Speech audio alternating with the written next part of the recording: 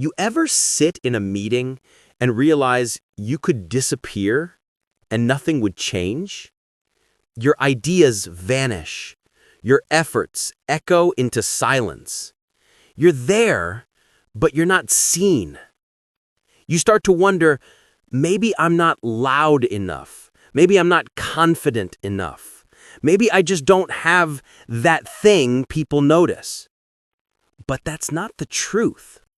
Because what you're trapped in isn't about talent.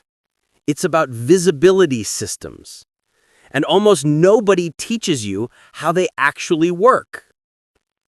90% of employees stay invisible, not because they lack skill, but because they never learned the unspoken rules of attention. Let's decode them. Visibility isn't merit. It's strategy. In the workplace, visibility isn't earned, it's engineered.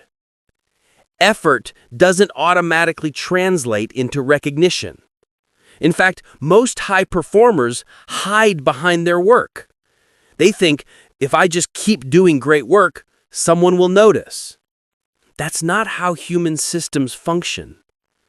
People don't reward what they don't perceive. And in busy offices, perception is built on three things: signal strength, storytelling, and psychological presence. Those who rise understand one thing: they control how others experience them. Not by manipulation, but by intention. The energy signature effect. Every employee emits a certain energy signature, a mix of body language, tone, confidence, and clarity.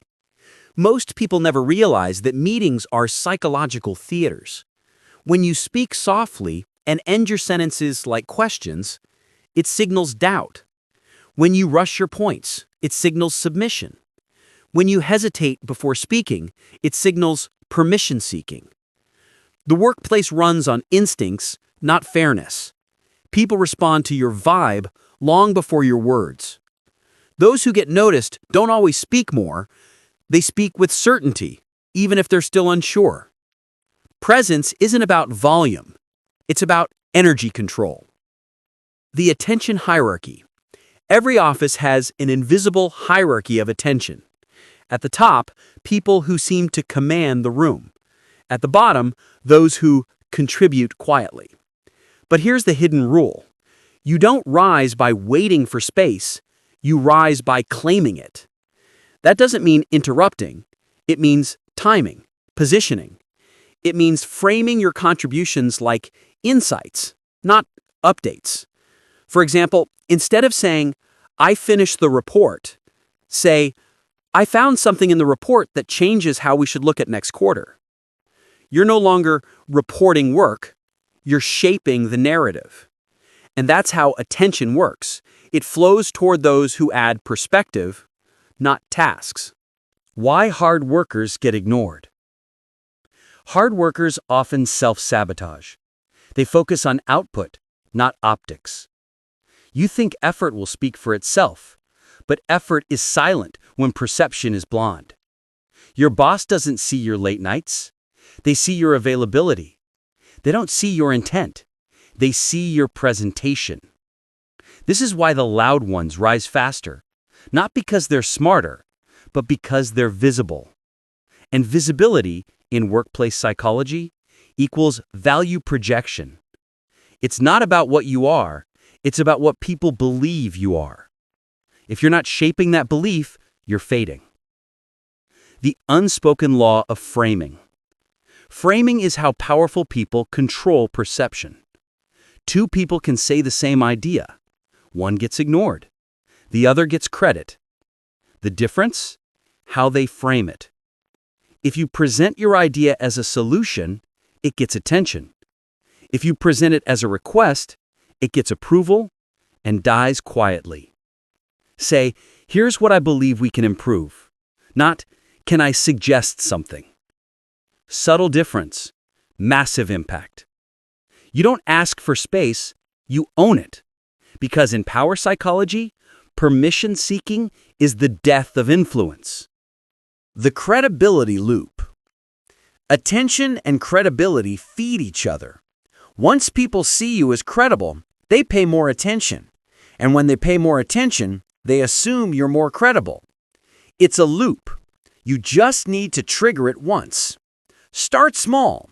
In every meeting, drop one sharp, valuable insight. Not a full explanation, just one sentence that shifts perspective. Then stay silent. Let it echo. That's how credibility builds, not by quantity, but by impact memory. People won't remember most of what's said, but they'll remember who shifted the room's tone. Be that person. The psychology of being seen. Humans crave certainty.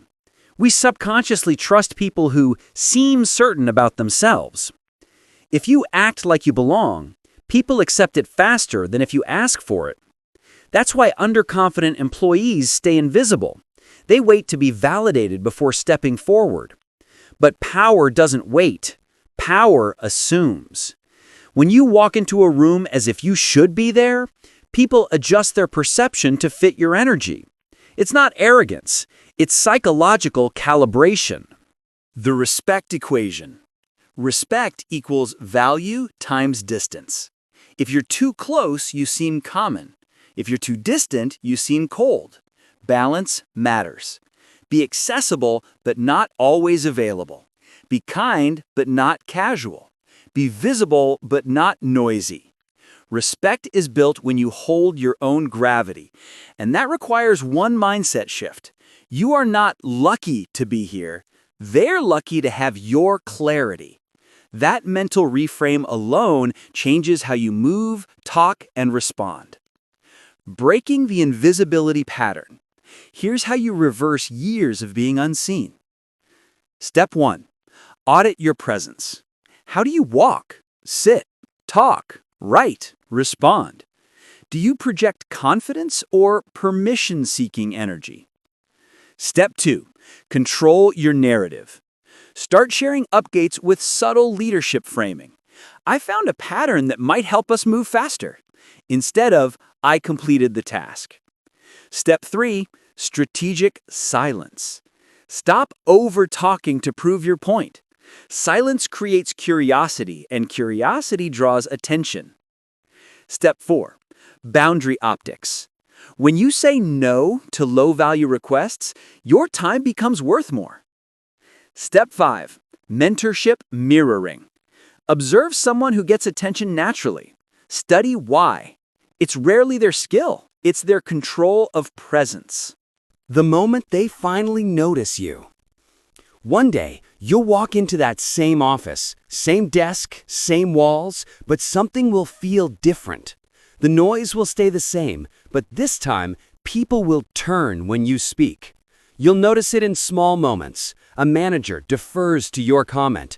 A colleague echoes your phrasing. A meeting goes quiet when you open your mouth.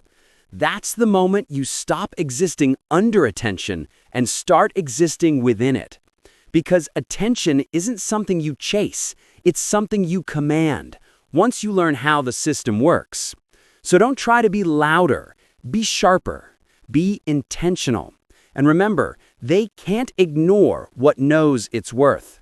Subscribe, because this isn't motivation, it's power, and it's time you claimed yours.